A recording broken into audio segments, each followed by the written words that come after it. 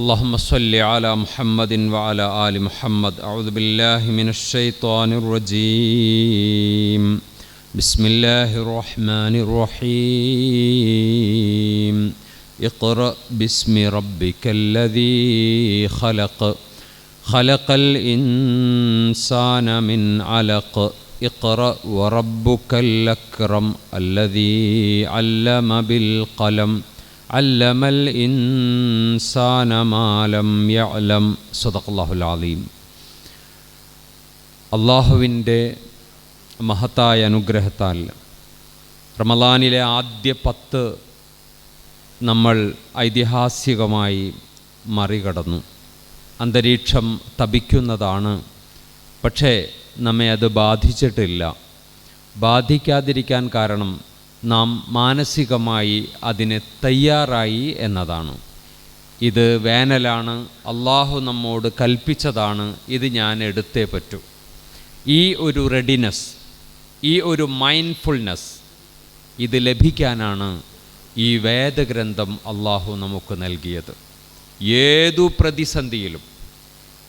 ഏതു പ്രതിസന്ധിയിലും തളരാതെ അതിനെ മറികടക്കാനുള്ള ഒരു മൈൻഡ് പവർ അത് ലഭിക്കുക എന്നതാണ് വിശുദ്ധ ഖുർആനിൻ്റെ ഏറ്റവും മൗലികമായ ലക്ഷ്യം.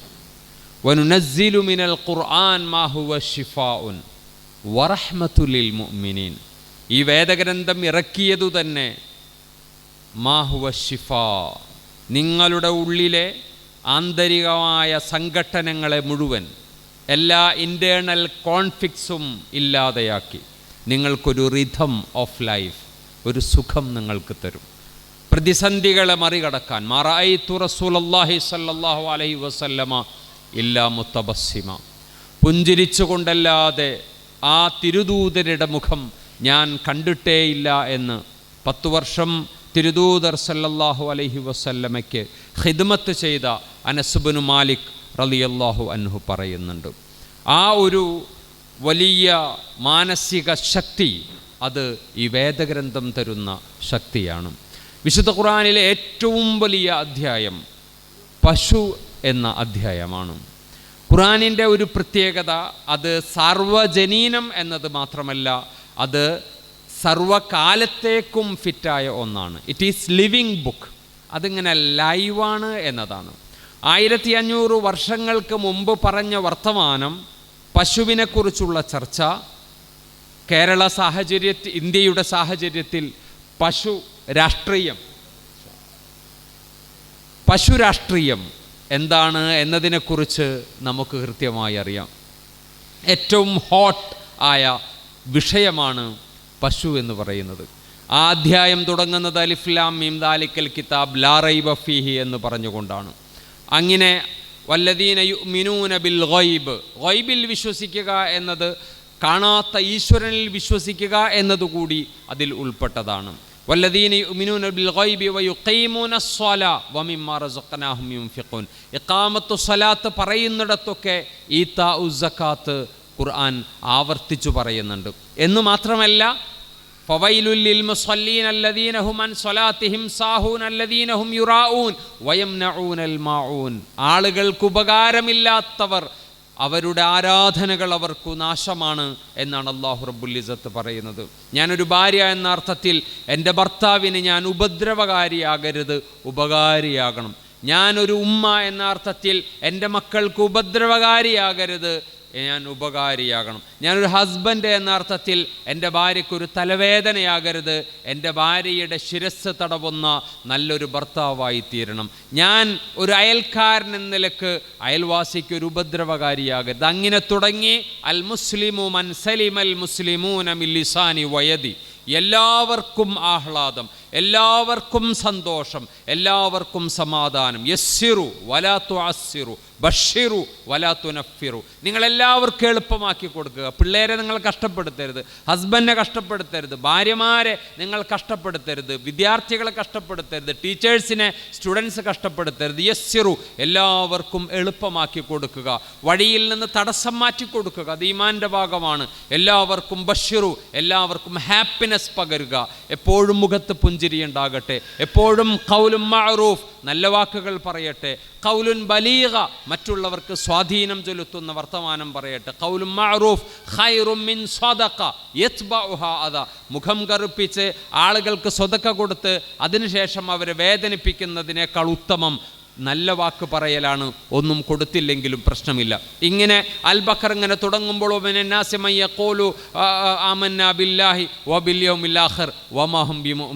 യഥാർത്ഥത്തിൽ വിശ്വാസികളാണെന്ന് പറയുന്നവരധികവും വിശ്വാസികളല്ല, അവർ താല്പര്യക്കാരാണ് എന്നതാണ്. അതുകൊണ്ട് ഞാനും നിങ്ങളും താല്പര്യക്കാരാണെങ്കിൽ അത് അപകടമാണ്. വൈദാ ഖീല ലഹും ലാ തുഫ്സിദു ഫിൽ അർള് ഖാലു ഇന്നമാ നഹ്നു മുസ്ലിഹൂൻ. അവർ ഫസാദാണ് ഉണ്ടാക്കുന്നത്, പക്ഷെ അവർ പറയും ഏയ് ഞങ്ങൾ മുസ്ലിഹിൻ്റെ ആളുകളാണ്. അലാ ഇന്നഹും ഹുമുൽ മുഫ്സിദൂൻ, അവർ യഥാർത്ഥത്തിൽ ഫസാദിൻ്റെ ആളുകളാണ്. ഇവിടെ വലിയ ലഹരിയുമായി ബന്ധപ്പെട്ട വലിയ പ്രതിസന്ധി നമ്മുടെ രാജ്യം നേരിട്ടുകൊണ്ടിരിക്കുമ്പോഴും ഭരണകൂടം എന്താ പറയുന്നത്? ഞങ്ങൾക്കതിനുള്ള സംവിധാനമുണ്ട്, ഞങ്ങൾ ഈ ലഹരിക്കെതിരാണ്. പച്ചക്കള്ളമാണ്.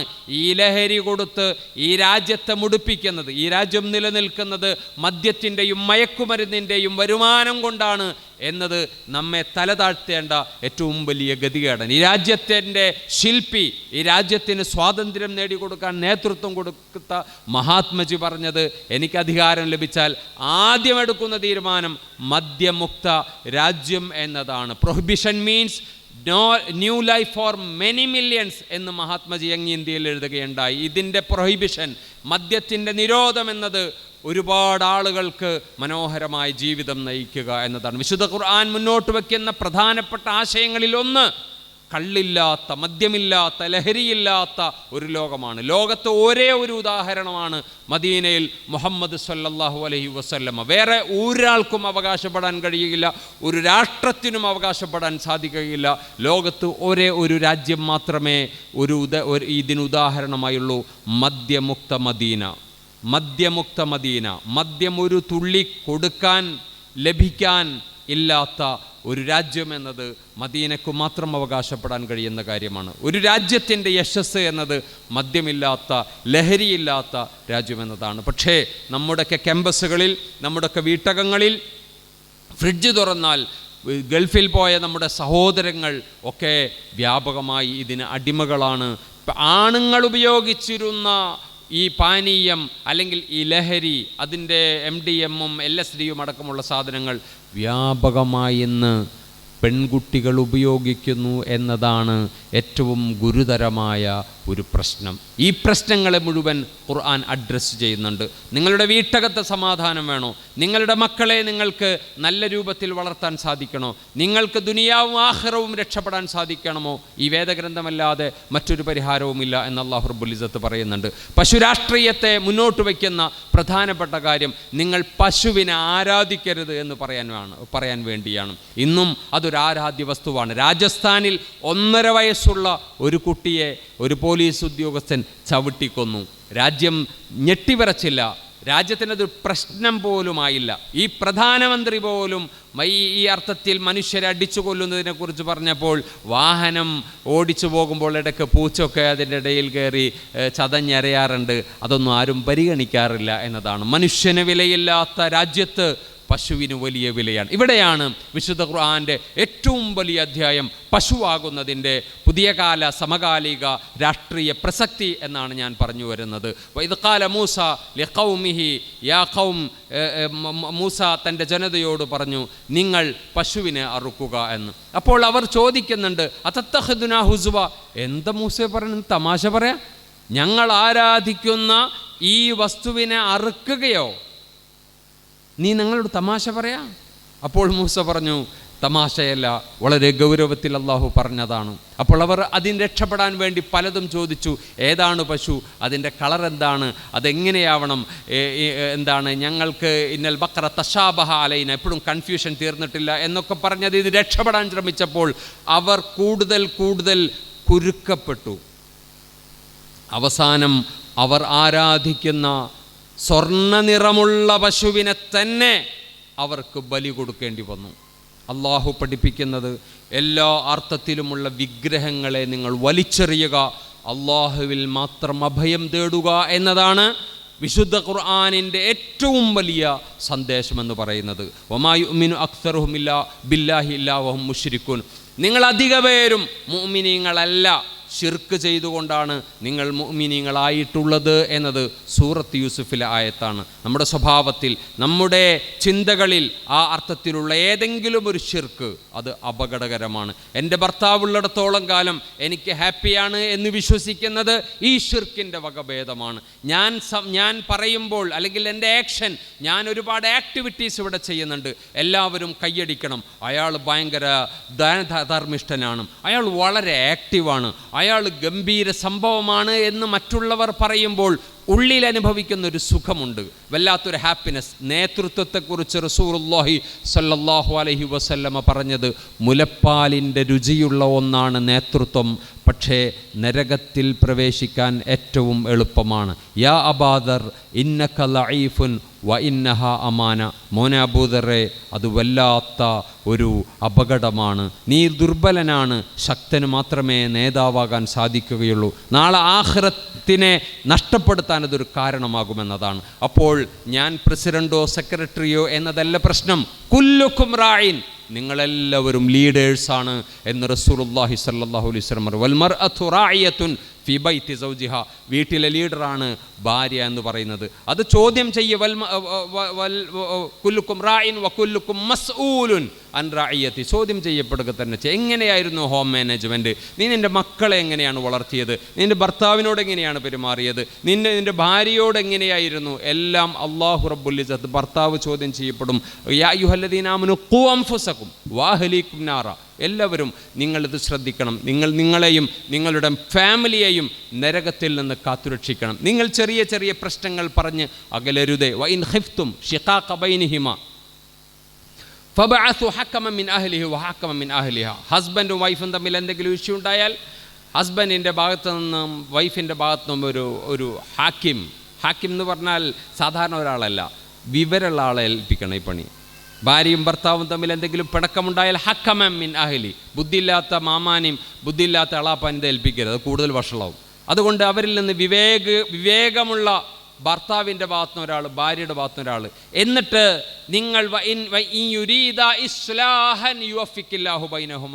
രണ്ടുപേരും ഇരുന്ന് സുൽഹിനെ കുറിച്ച് ചർച്ച ചെയ്യട്ടെ, എങ്ങനെ ഇവർക്ക് ഒത്തുപോകാമെന്ന് ചർച്ച ചെയ്യട്ടെ. വിശുദ്ധ ഖുർആൻ ഇതിനെക്കുറിച്ച് പറയുന്നു, വലഖദ് അർസൽനാ റുസുലൻ മിൻ ഖബ്ലിക് വജഅൽനാ ലഹും അസ്വാജൻ വദുരിയ. നാം അയച്ച എല്ലാ പ്രവാചകന്മാരും കല്യാണം കഴിച്ചവരാണ്, അവർക്ക് മക്കളുണ്ടായിരുന്നു എന്ന് വിശുദ്ധ ഖുർആൻ പറയുന്നു. വഹഫദതൻ, പേരക്കുട്ടികളെക്കുറിച്ച് വിശുദ്ധ ഖുർആൻ പറയുന്നുണ്ട്. മക്കൾ മാത്രമല്ല, പേരക്കുട്ടികളെക്കുറിച്ചും വിശുദ്ധ ഖുർആൻ പറയുന്നുണ്ട്. അപ്പോൾ അഥവാ ഇത് ഒരു പ്രകൃതിപരമായ ഒരു യാഥാർത്ഥ്യമാണ്. ആ പ്രകൃതിപരമായ യാഥാർത്ഥ്യത്തിൽ എല്ലാവർക്കും അവരാഗ്രഹിച്ചതുപോലെയുള്ള ഇണകളെ ലഭിച്ചു കൊള്ളണമെന്നില്ല. പക്ഷേ നിങ്ങൾക്ക് ലഭിച്ചത് അല്ലാഹു നിങ്ങൾക്ക് നൽകിയ വമിൻ ആയാതിഹി അൻ ഖലഖലകും മിൻ അൻഫുസികും അസ്വാജ, ഒരു പരിധിവരെ നിങ്ങൾക്ക് പറ്റിയ ഇണകളെയാണ് അല്ലാഹു നിങ്ങൾക്കൊക്കെ തന്നിട്ടുള്ളത്. ഫസ്സുൽഹു ഖൈർ വ ഇൻ ഖാഫത് മിൻ ബഅലിഹാ നുശൂസൻ ഔ ഇറാദൻ. ഒരു വൈഫ് തൻ്റെ ഹസ്ബൻഡിൽ നിന്ന് ഏതെങ്കിലും അവഗണനയോ മറ്റേതെങ്കിലും പീഡനമോ അവർ ഭയപ്പെട്ടാൽ ഫസ്സുൽഹു ഖൈർ, സുൽഹാണ് ഖൈർ എന്ന് തന്നെയാണ് അവിടെയും അല്ലാഹു റബ്ബുൽ ഇസ്സത്ത് പറയുന്നത്. അതുകൊണ്ട് ആ അർത്ഥത്തിലുള്ള പരസ്പരം വിട്ടുവീഴ്ചയുടെ യാ അയ്യുഹല്ലദീന ആമനൂ ഇന്ന മിൻ അസ്വാജികും ഔലാദികും അദുവ്വൻ ലക്കും ഫഹ്ദറൂഹും എന്ന് അല്ലാഹു റബ്ബുൽ ഇസ്സത്ത് പറയുന്നുണ്ട്. നിങ്ങളുടെ ഇണകൾ, നിങ്ങളുടെ മക്കളൊക്കെ വലിയ പ്രശ്നമാണ്, നിങ്ങൾ വളരെ സൂക്ഷിക്കണം. വഇൻ തഅഫു വതസ്ഫഹു വതഗ്ഫിറു, നിങ്ങൾ എന്നാൽ വിട്ടുവീഴ്ച ചെയ്യുക, നിങ്ങൾ പൊറുത്തു കൊടുക്കുക, നിങ്ങൾ അഫ്വ് ചെയ്യുക. 3 പ്രയോഗങ്ങളാണ്. അഫ്വിൻ്റെ, വിട്ടുവീഴ്ചയുടെ, പൊറുക്കലിൻ്റെ 3 പ്രയോഗങ്ങളാണ് അല്ലാഹു റബ്ബുൽ ഇസ്സത്ത് നടത്തിയത്. ഹസ്ബൻഡിൻ്റെ ഭാഗത്ത് അങ്ങനെ ഉണ്ടാകും, വൈഫിൻ്റെ ഭാഗത്ത് അങ്ങനെ സംഭവിക്കാം, മക്കളുടെ ഭാഗത്ത് അങ്ങനെ സംഭവിക്കാം. ആദം അലൈഹി സ്വലാത്തു വസ്സലാമയുടെ ഒരു മകൻ മറ്റേ മകനെ കൊന്നുകളഞ്ഞു. കൊലയാളിയായ മകനെ ആദം കൂടെ നിർത്തുന്നത് ഖുർആൻ പറയുന്നുണ്ട്. യൂസുഫിനെ കൊല്ലാൻ ശ്രമിച്ച 9 പേരെയും യാക്കൂബ് കൂടെ നിർത്തുന്നത് വിശുദ്ധ ഖുർആൻ പറയുന്നുണ്ട്. തൻ്റെ ഏകാധിപതിയും അഹങ്കാരിയും മദ്യപാനിയുമായ വൃത്തികെട്ട ഹസ്ബൻഡിനെ കൂടെ നിർത്തുന്നത് ആസിയ ബീവി ചെയ്യുന്നത് വിശുദ്ധ ഖുർആൻ പറയുന്നുണ്ട്. അങ്ങനെ ലറബല്ലാഹു മസല്ലദീന കഫറു ഇംറഅത നൂഹിൻ വംറഅത ലൂത്ത്, ലൂത്തിൻ്റെയും നൂഹിൻ്റെയും ഒക്കെ ചരിത്രം പറയുന്നുണ്ട്. അപ്പോൾ ഇത് വളരെ പ്രധാനപ്പെട്ട കാര്യമാണ്. പ്രതിസന്ധികളിൽ അതിലൊന്നും ആരോപണം ഉന്നയിച്ച് ബ്ലെയിം ചെയ്ത് എൻ്റെ ഗതികേട് എന്ന് പറഞ്ഞ് അങ്ങനെയല്ല. ഇതൊക്കെ അല്ലാഹുവിൻ്റെ പരീക്ഷണമാണ്. ഈ പരീക്ഷണം മറികടക്കാൻ, അതിനെ ഫേസ് ചെയ്യാനുള്ള മൈൻഡ് പവർ ഉണ്ടാക്കിയേ പറ്റൂ. അതിനുള്ള ഏറ്റവും നല്ല മാർഗ്ഗമാണ് ഈ വിശുദ്ധ ഖുർആൻ എന്നാണ് അല്ലാഹു റബ്ബുൽ ഇസ്സത്ത് പറയുന്നത്. അപ്പോൾ ഈ ഖുർആൻ നമ്മൾ വായിക്കുമ്പോൾ, ഇപ്പോൾ സൂറത്ത് യൂസുഫ് നമ്മൾ വായിക്കുമ്പോൾ നമുക്ക് ലഭിക്കുന്ന സന്ദേശം എന്താണ്? അവരെല്ലാവരും കൂടി ഒഴിവാക്കാൻ ശ്രമിച്ചു. മരുമകൾ, അമ്മായി അമ്മ, അല്ലെങ്കിൽ അളിയൻ, അല്ലെങ്കിൽ നാട്ടുകാർ, അല്ലെങ്കിൽ ഗ്രൂപ്പ്, നിങ്ങളെല്ലാവരും കൈയൊഴിഞ്ഞു. നീ കിണറ്റിൽ കിടക്കാണ്, ആരുമില്ല സഹായിക്കാൻ. അപ്പോൾ വഴിപോക്കർ വരും, നീയാകുന്ന യൂസുഫിനെ പൊക്കിയെടുത്ത് രാജാവിൻ്റെ കൊട്ടാരത്തിലേക്ക് കൊണ്ടുവരാൻ എന്ന മനോഹരമായ വളരെ ബ്യൂട്ടിഫുൾ സ്റ്റോറീസ് വിശുദ്ധ ഖുർആനിൽ. മൂസാ നബിയുടെ ചരിത്രം എന്താണ്? അങ്ങനെ തന്നെയാണ് മൂസാ നബിയുടെ. ഒരു ഗതികെട്ട ഒരു മാതാവ് തൻ്റെ കുഞ്ഞിനെ എന്തു ചെയ്യണം, കൊന്നുകളയും രാജാവ് എന്ന ഒരു ഘട്ടത്തിൽ അല്ലാഹു റബ്ബുൽ ഇസ്സത്ത് ആ പെണ്ണിനോട് പറയുന്നു, നീ പേടിക്കണ്ട, നീ ഒരു പെട്ടി ഉണ്ടാക്കിയിട്ട് കുട്ടിനെ ഒഴുക്കിക്കോ, ഞാനതിൻ്റെ ശ്രദ്ധിച്ചോളാം എന്ന് പറയുന്ന മനോഹരമായ, അത്ഭുതകരമായ, കൗതുകകരമായ ഒരു വർത്തമാനം വിശുദ്ധ ഖുർആനിൽ പറയുന്നത് കാണുവാൻ സാധിക്കും. അതുകൊണ്ട് ഈ അർത്ഥത്തിലുള്ള മാനസികമായ കരുത്ത് നേടുക. വലൗ അന്നഹും അഖാമുത് തൗറാത്ത വൽ ഇൻജീല വമാ ഉൻസില ഇലൈഹിം റബ്ബിഹിം ലഅകലു മിൻ ഫൗഖിഹിം വമിൻ തഹ്തി അർജുലിഹിം. അവർ തൗറാത്ത് നിലനിർത്തുകയും ഇഞ്ചിയിൽ നിലനിർത്തുകയും അവരിലേക്കിറങ്ങിയ വേദഗ്രന്ഥങ്ങളെ നിലനിർത്തുകയും ചെയ്താൽ ലഅകലു മിൻ ഫൗഖിഹിം, സമ്പത്ത്, ആകാശം മുഴുവൻ, എല്ലാ അനുഗ്രഹങ്ങളും അല്ലാഹുവാണല്ലോ തരുന്നത്, അല്ലാഹു തരുന്നതാണ്. അപ്പോൾ ഖുർആൻ ഒരാൾ പ്രാക്ടീസ് ചെയ്താൽ, കേവലം ഓതിയതല്ല, ഖൈറുക്കും മൻ തഅല്ലമൽ ഖുർആന വഅല്ലമ, നിങ്ങളിൽ ഏറ്റവും ശ്രേഷ്ഠ ഖുർആൻ പഠിക്കുന്നവരാണ്, പഠിപ്പിക്കുന്നവരാണ്. ആദ്യം തഅല്ലമ എന്നാണ് പ്രയോഗിച്ചത്. അപ്പോൾ ആ അർത്ഥത്തിൽ പഠിക്കണം. വെറുതെ ഓതിയാൽ ഇങ്ങനെ ഖത്തം തീർക്കാൻ വേണ്ടിയിട്ട് ബഹളം വെച്ചിട്ട് കാര്യമൊന്നുമില്ല. അതിൻ്റെതായ കൂലിയൊക്കെ ഉണ്ട്, പക്ഷേ കാര്യമായ മാറ്റം ഉണ്ടാവില്ല. ഈ ഒരു മൈൻഡ് പവർ കിട്ടണമെങ്കിൽ, ഈ ഒരു വിഷൻ കിട്ടണമെങ്കിൽ, ഈ പ്രതിസന്ധികളെ മറികടക്കാനുള്ള പവർ നമുക്ക് ലഭിക്കണമെങ്കിൽ തീർച്ചയായും ഈ അർത്ഥത്തിലുള്ള ഒരു വായന, ഗൗരവതരമായ വായന. യാ അബാദർ ലഅൻ തഗ്ദുവ ഫതഅല്ലമ ആയത്തും മിൻ കിതാബില്ലാ, ഓ അബൂദറെ, നീ ഒരു ആയത്ത് പഠിച്ചാൽ ഖൈറുൽ ലക മിൻ അൽഫി റക്അ, 100 റക്അത്ത് സുജൂദിൽ കിടക്കുന്നതിനേക്കാൾ നിനക്ക് പുണ്യം ഒരു ആയത്ത് പഠിക്കലാണ് എന്ന് റസൂലുള്ളാഹി സ്വല്ലല്ലാഹു അലൈഹി വസല്ലമ പറയുന്നത് കാണുവാൻ സാധിക്കും. അപ്പോൾ ആകാശത്ത് നിന്ന് അള്ളാഹുവിൻ്റെ അനുഗ്രഹം, വമിൻ തഹ്തി അർജുലിഹിം, അവൻ്റെ കാലിൻ്റെ താഴെ നിന്നും അള്ളാഹു അനുഗ്രഹം ചൊരിയുന്നു. ഇതൊക്കെ ഗംഭീരമായ വർത്തമാനങ്ങളാണ്. ഇതൊക്കെ ഗംഭീരമായ വർത്തമാനങ്ങളാണ്. നമുക്കെല്ലാം ഉൽപ്പാദിപ്പിക്കുന്നത് ഭൂമിയാണ്, അതൊക്കെ നിനക്ക് തരും എന്ന് അല്ലാഹു റബ്ബുൽ ഇസ്സത്ത് പറയുകയാണ് ചെയ്യുന്നത്. അപ്പോൾ ആ അർത്ഥത്തിൽ ദുനിയാവും ആഖിറത്തും ലഭിക്കാനുള്ള അത്ഭുതകരമായ ഒരു വേദഗ്രന്ഥമാണ് ഇന്നാ സമിഅനാ ഖുർആനൻ അജബ. ജിന്നുകൾ അത്ഭുതപ്പെട്ടല്ലോ, ഞങ്ങൾ അത്ഭുതകരമായ ഒരു വേദഗ്രന്ഥം കണ്ടു എന്നാണ്. ഉമർ ഇബ്നുൽ ഖത്താബ് റളിയല്ലാഹു അൻഹു ഊരിപ്പിടിച്ച വാളുമായി താൻ ഏറ്റവും കൂടുതൽ വെറുക്കുന്ന ഒരു മനുഷ്യൻ്റെ കഴുത്തെടുക്കാൻ വേണ്ടി പോവുകയാണ്. പോകുന്ന സന്ദർഭത്തിൽ തൻ്റെ സഹോദരിയും ഭർത്താവ് സഈദും ഇസ്ലാം സ്വീകരിച്ചിട്ടുണ്ട് എന്നറിയുന്നു. ഉടനെ ഉമർ യൂട്ടേൺ അടിച്ച് നേരെ അവരെ കൊല്ലാൻ വേണ്ടി പോവാണ്. അവരെ വധിക്കുക തന്നെയാണ് ഉദ്ദേശം. കാരണം ഉമറിൻ്റെ സ്വഭാവം അനുസരിച്ചതാണ് ചെയ്യുക. പക്ഷേ അവിടെ ചെല്ലുമ്പോൾ കാണുന്ന കാഴ്ച എന്താണ്? ഈ ഊരിപ്പിടിച്ച വാളുമായി പോയ മനുഷ്യൻ പെട്ടെന്നൊരു മിന്നായം പോലെ അയാളിൽ ഒരു വല്ലാത്ത ഒരു ചേഞ്ച്, ഡ്യുവൽ പേഴ്സണാലിറ്റി എന്നൊക്കെ നമ്മൾ പറയും. ഈ ഒരു രോഷാകുലനായ, അധരങ്ങൾ വിറച്ച്, ചുണ്ടുകൾ വിറച്ച്, കണ്ണ് ചുകന്ന ആ ഭീകരനായ മനുഷ്യൻ പെട്ടെന്ന് ഡൗൺ ആവണം. എന്നിട്ട് പറയാണ്, ഫാത്തിമ ആ പേജ് ഒന്ന് തരുമോ? ഉമറെ, നീ ഒന്ന് ശുദ്ധിയായിട്ട് വായോ, കയ്യും കാലൊക്കെ ഒന്ന് കഴുകി വായോ, നീ വിറച്ച് നിൽക്കുകയാണ്.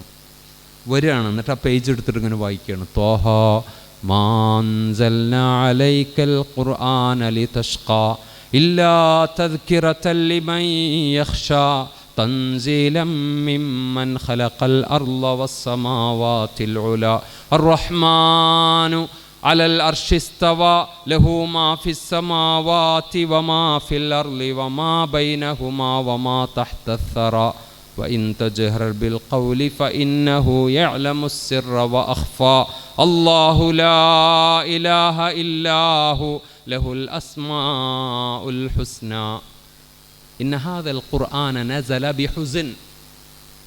ഈ ഖുർആൻ ദുഃഖസാന്ദ്രമായ ഒരു ഫോമിലാണ് അവതരിപ്പിക്കപ്പെട്ടിട്ടുള്ളത്. റസൂലുള്ളാഹി സ്വല്ലല്ലാഹു അലൈഹി വസല്ലം പറയാണ്,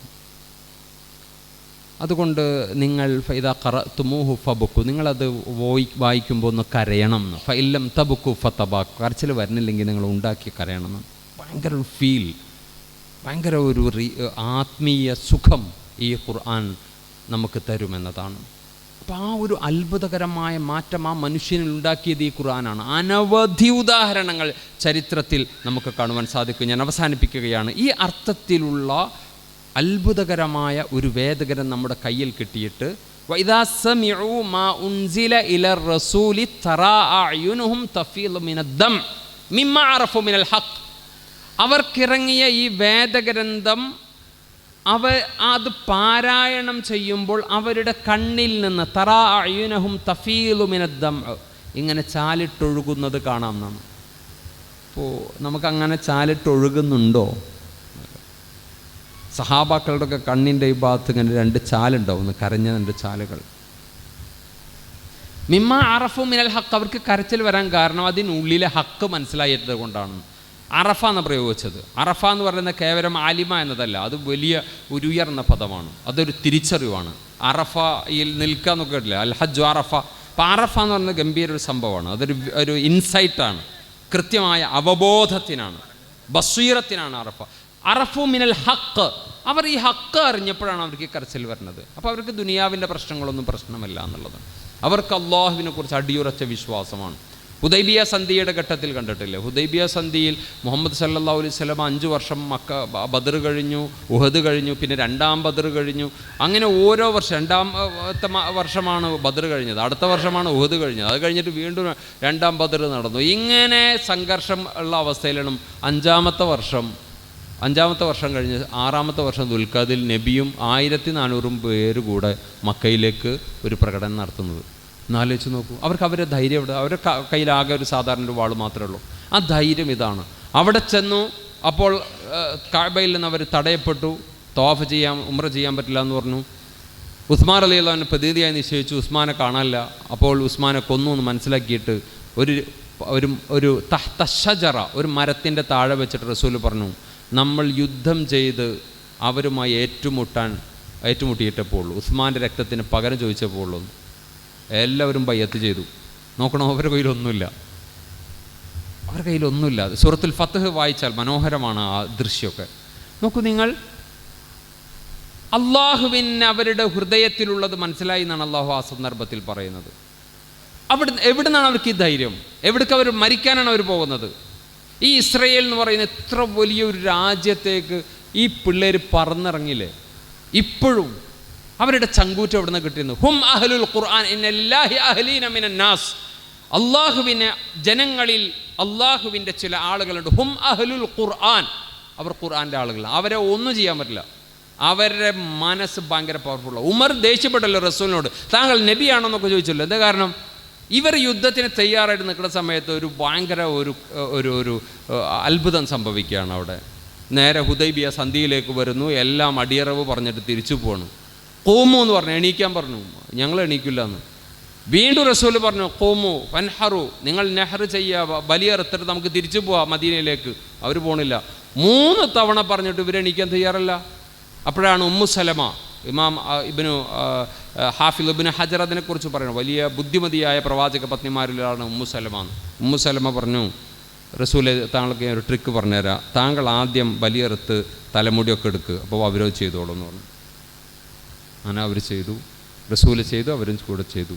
എന്നിട്ട് പോകുമ്പോൾ ഒരു മൗനമായിരുന്നു, വല്ലാത്ത വേദനയായിരുന്നു, ദുഃഖമായിരുന്നു. ആ മദീന എത്തുന്നതിന് തൊട്ട് മുമ്പാണ് ഇന്നാ ഫതഹ്നാ ലക ഫതഹം മുബീന, ഗംഭീര വിക്ടറിയാണ് സംഭവിച്ചതെന്ന് പറഞ്ഞത്. എന്താ പാഠം? നമ്മൾ ഈ കാണുന്നതൊന്നല്ല, ചില തോൽവികൾ വിജയമാണ്. നമ്മൾ വിചാരിക്കും അമ്മായിയമ്മയുടെ മുമ്പിൽ തോറ്റു കൊടുത്തു, മരുവളുടെ മുമ്പിൽ തോറ്റു കൊടുത്തു, ഭർത്താവിന് മുമ്പിൽ ഞാൻ തോറ്റു കൊടുത്ത കുറച്ചിലല്ല. നീ വിജയിക്കണമെങ്കിൽ അങ്ങനെ പലപ്പോഴും തോറ്റു കൊടുക്കണം. തോൽക്കുക എന്നത് നമ്മളിങ്ങനെ കല്ലെടുത്തെറിയുമ്പോൾ ആദ്യം ബാക്കിലേക്കാണ് കൈ പോവുക. കൂടുതൽ ശക്തിയോടുകൂടി നമുക്ക് മുന്നോട്ട് പോകാൻ പറ്റും. മുഹമ്മദ് നബിയുടെ ചരിത്രം, മൂസാ നബിയുടെ ചരിത്രം, ഈ ചരിത്രങ്ങളാണ് ഖുർആനിലുടനീളം. ഖുർആൻ ചരിത്ര പുസ്തകമല്ല, പക്ഷേ ഇഷ്ടം പോലെ ചരിത്രം പറയുന്നു. നബഉ മാ കാന ഖബ്ലക്കും വഖബറു മാ ബഅദക്കും വഹുക്മു മാ ബൈനക്കും, നിങ്ങൾക്കിടയിലെ എല്ലാ പ്രശ്നങ്ങൾക്കുള്ള വിധി അതിലുണ്ട്. നിങ്ങളുടെ കഴിഞ്ഞകാല ചരിത്രം അതിലുണ്ട്. ഇനി വരാനിരിക്കുന്നത് എന്താണ്? ഇസ്രയേൽ യുദ്ധം നടക്കുന്ന സമയത്ത് 1.5 വർഷം മുമ്പ് ഖുത്ബ നിർവഹിക്കുമ്പോൾ നമ്മൾ പറഞ്ഞു ഈ യുദ്ധത്തിൽ ഹമാസ് വിജയിക്കും, ഇസ്രയേൽ തോൽക്കുമെന്ന്. ഒരു സാധ്യതയില്ല. പക്ഷേ ഖുർആൻ അത് പറയുന്നു എന്നതാണ് നമ്മുടെ ധൈര്യം. യുവല്ലൂക്കുമുൽ അദ്ബാർ വൈ യുഖാത്തിലുക്കും, ജൂതന്മാർ മുസ്ലിങ്ങളെ നിങ്ങളുമായി ഏറ്റുമുട്ടാൻ വന്നാൽ യുവല്ലൂക്കുമുൽ അദ്ബാർ, അവർ തന്നെയാണ് പരാജയപ്പെടുക, അവർ പിന്തിരിഞ്ഞു പോകുന്നു. ലിബത അലൈഹിമുദ്ദില്ലത്തു വൽ മസ്കനത്തു വബാഉ ബിഗളബിൻ മിനല്ലാഹ്, അവർ അല്ലാഹുവിന്റെ ശാപമേറ്റ വിഭാഗമാണ്, അതുകൊണ്ട് ഒരു രക്ഷയില്ലാന്ന്. അതായിരുന്നു നമ്മുടെ ധൈര്യം. 1.5 വർഷം കഴിഞ്ഞു. എൻ്റെ മുഖാത്തിമികളോട് ഞാൻ ചോദിച്ചു, അന്ന് പറഞ്ഞത് എങ്ങനെയുണ്ട്? ഇതാണ് ഖുർആൻ, ലിവിങ് ബുക്ക്. ഇന്നത്തെ കറണ്ട് സിറ്റുവേഷൻ, വഖബറുമാ ബഅദകും, എന്തൊക്കെയാണ് ഇനി വരാനിരിക്കുന്ന ന്യൂസ് മുഴുവൻ ഇതിലുണ്ട് എന്ന് അല്ലാഹ് പറയണത്. തിബിയാനൻ ലികുല്ലി ഷൈ, ഇതിൽ നിങ്ങൾക്ക് ഒന്നും ഇനി തെരഞ്ഞിട്ടില്ലാത്തതില്ല. AI വന്നു, ആർട്ടിഫിഷ്യൽ ഇൻ്റലിജൻസ്, നിങ്ങൾ എന്താണോ പറഞ്ഞത് അത് ഉണ്ടാക്കി തരും. അപ്പോൾ സംശയം, ഒരു ഖുർആൻ തരാൻ പറഞ്ഞുണ്ടാവോ? ഉണ്ടാവില്ല എന്നാണ് അള്ളാഹു പറയണത്. അങ്ങനെ ഇനി എന്താ ഡീപ്പ് സീക്കാണ് ചൈനക്കാരിറക്കിയത്. ചൈനക്കാരിപ്പോൾ ഗംഭീരമായ മാറ്റം അവർക്ക് സംഭവിച്ചുകൊണ്ടിരിക്കുകയാണ്. പക്ഷേ AI ഗംഭീരമായി ഡീപ്പ് സീക്ക് വന്നാലും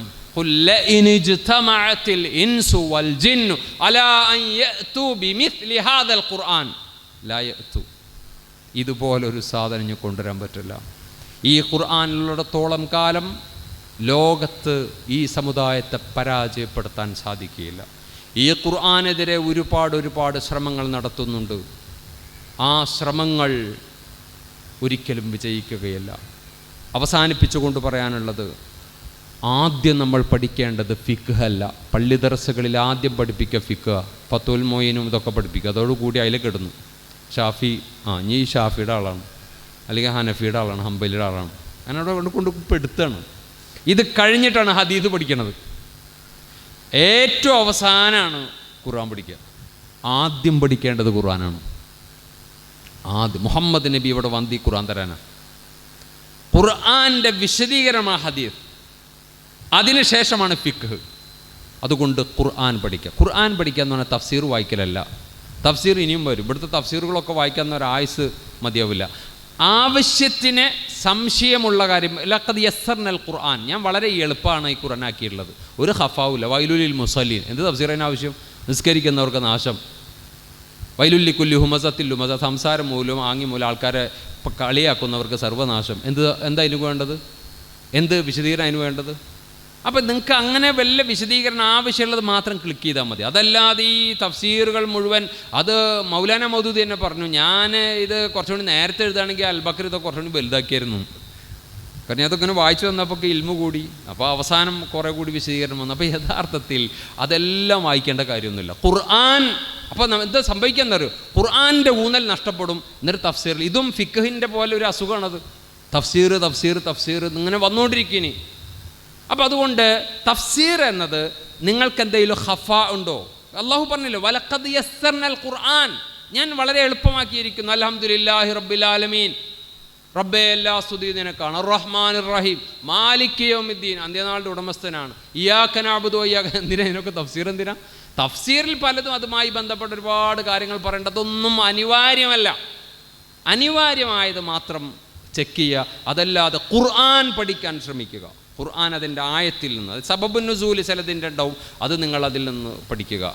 അല്ലാത്ത അർത്ഥത്തിലുള്ള വികലമായ വായനയെ നമ്മൾ ശ്രദ്ധിക്കണം. ഏതായാലും ഖുർആൻ പഠിക്കാനുള്ള മാസമാണ് ഷഹ്റു റമളാൻ അല്ലദീ ഉൻസില ഫീഹിൽ ഖുർആൻ. റമളാൻ ഖുർആനുള്ളതാണ്. ഇന്നാ അൻസൽനാഹു ഫീ ലൈലത്തുൽ ഖദർ, ലൈലത്തുൽ ഖദറിൻ്റെ മഹത്വമല്ല, ഇന്നാ അൻസൽനാഹു, ഈ ഖുർആൻ ഇറക്കിയത് ആ രാത്രിയിലാണ്. ആ രാത്രിക്ക് ആ മഹത്വം ഉണ്ടാവാൻ കാരണം ഖുർആനാണ്.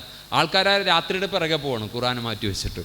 ഖുർആനാണ് മഹത്വം. അതുകൊണ്ട് ഈ ഖുർആൻ നവയ്ക്കുക. അവസാനത്തെ ഒരു പോയിന്റ് പറയാനുള്ളത്, സ്ത്രീകളോട് ഖുർആനിലൊരു അധ്യായമുണ്ട്, മറിയം എന്നാണ് അധ്യായം. ആ മറിയത്തിൻ്റെ ഉമ്മാക്ക് ഗർഭിണിയായപ്പോൾ ഉമ്മ പറഞ്ഞു, ഈ കുട്ടീനെ ഞാൻ പള്ളിയിലേക്ക് തരാമെന്ന്. അപ്പോൾ ഫലമ്മ വലാത്ത് ഉൻസ, പ്രസവിച്ച് നോക്കിയപ്പോൾ പെൺകുട്ടിയാണ്. അപ്പോൾ പറഞ്ഞു, ഇനി വലാത്ത് ഉൻസ, പടച്ചവനെ ഞാൻ പെൺകുട്ടിനെയാണ് പ്രസവിച്ചത്, പള്ളിയിൽ കൊടുക്കാൻ പറ്റുമെന്ന്. അപ്പോൾ അല്ല എന്താ പറഞ്ഞത്? കൊണ്ടുവെക്ക് പള്ളിയിൽ നിന്നാണ്. ആ പള്ളിയിലാണ് ആ പെണ്ണ് വളർന്നത്. ഇത് ഖുർആനാണ്. ഇപ്പോൾ പെണ്ണുങ്ങൾ പള്ളിയിൽ പോകാൻ പാടുണ്ടോ, നിസ്കരിക്കാൻ പാടുണ്ടോ എന്ന് ചോദിക്കണം നമ്മളോട്. അള്ളാഹു റബ്ബുൽ ഇസ്സത്ത് പറയുന്നത്, ഒരു പെൺകുട്ടി വളർന്ന് വലിയ പെണ്ണായി ഗർഭിണിയായി പള്ളി വെച്ചിട്ട് കുല്ലമാ ദഖല അലൈഹാ സക്കരിയൽ മിഹ്റാബ് വജദ ഇൻദഹാ റിസ്ഖാ, സക്കരിയ അവിടെ ചെല്ലുമ്പോഴൊക്കെയും റിസ്ഖ് അള്ളാഹുവിൽ നിന്നുള്ള ഖാലത്ത് അന്നാലക്കി ഹാദാ യാ മറിയം, മറിയം എവിടുന്നാ നിനക്ക് ഈ അടിപൊളി ഫുഡ്? ഹുവ മിൻ ഇൻദില്ല, അള്ളാഹു തരുന്നതാണ്, അള്ളാഹു തരുന്നതാണ്. ആ പള്ളിയാണ്, ആ പള്ളി നിങ്ങളുടേത് കൂടിയാണ്. വെള്ളിയാഴ്ച ജുമാക്ക് പുരുഷന്മാർ മാത്രമേ പോകാവൂ. ആര് പറഞ്ഞു? എല്ലാവർക്കും. ജൂതന്മാർക്ക് മുഴുവൻ സാബത്ത് നാളുണ്ടായിരുന്നു, ക്രിസ്ത്യാനികൾക്ക് മുഴുവൻ ഞായറാഴ്ച അള്ളാഹു കൽപ്പിച്ചിരുന്നു. നമുക്ക് മുഴുവൻ ഈ ജുമായുണ്ട്. വലഖദ് അലിംതും, അൽ ബഖറയിൽ പറയുന്നുണ്ട്, നിങ്ങൾക്കറിയാലോ, വലഖദ് അലിംതും ലദീന അഅ്തദൗ മിൻകും ഫിസ്സബത്ത്. ഈ സാബത്ത് നാൾ അവഗണിച്ചപ്പോൾ എന്തുണ്ടായിരുന്നു? അതുകൊണ്ട് സാബത്തിനെ അവഗണിക്കരുത്. ജുമാ വളരെ ഗൗരവമുള്ളതാണ്. വെറുതെ പണിയില്ലാതെ ഈ വാട്സപ്പ് നോക്കിയിരിക്കരുത്, ഈ FB നോക്കി യൂട്യൂബും മറിച്ചിരിക്കരുത്. ഈ റീൽസും ഷോർട്സും നിങ്ങളെ നശിപ്പിക്കും, സമാധാനം കെടുത്തും.